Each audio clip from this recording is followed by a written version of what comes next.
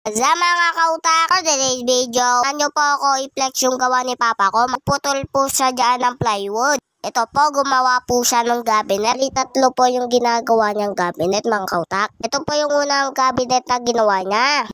Mga pinto po mga yan, sliding, mga kautak. Susukat niya po yung pinto, mga kautak. Ito po yung number 2 cabinet, mga kautak. Susukat na siya ng pinto niya, mga kautak. Pati puro pintura yung ginagawa ni Papa ko. Yun, natutunan niya na gumawa ng cabinet. Yun na po yung panatlong ginawa ni Papa ko. Yun siya na kayo, nabibulol-bulol lang, mga kautak. Buong kwarto niya, siya din po ng pintura.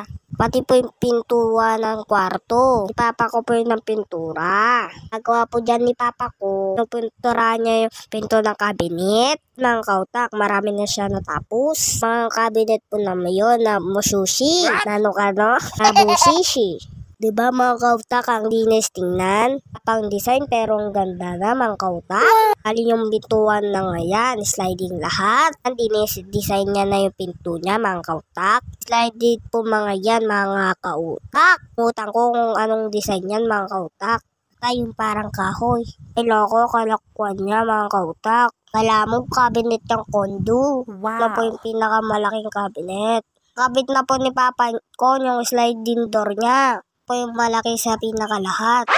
Lakwan na ni Papa. Diba ang ganda mga kautak? Para yung ginagawa niya sa kondo. O baka gusto niyo mong paggawa mga kautak. Sa akin kaya kailan gagawin ni Papa ko? Nagkit pa mo ako. Nanyo yung view parang nasa kondo. Wow. O diba mga kautak? Ang ganda ng final. Tara tingnan natin isa-isa yung mga kabinet. Ginawa ni Papa ko. Ano po yung excited part? Kapag gawa po ng cabinet, medyo maselan. Dapat pong makinis at walang gasgas. Pinta na walang cabinet.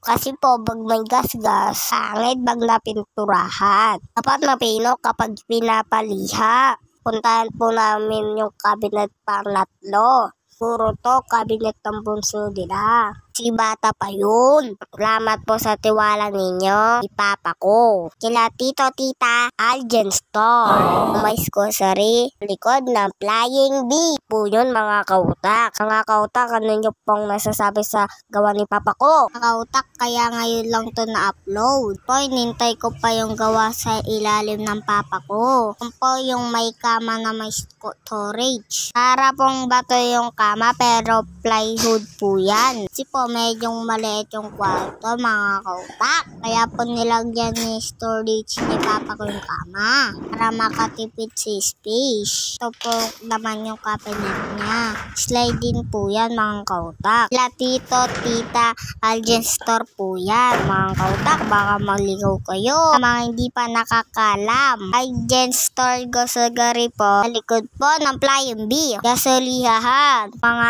anak sasman, alam nyo na. Salamat po sa tiwala nyo kay Papa ko. Ito po yung cabinet na pang kondo. Realistic. Hanggang dito na lang po. Maraming salamat sa papanood. Kautak!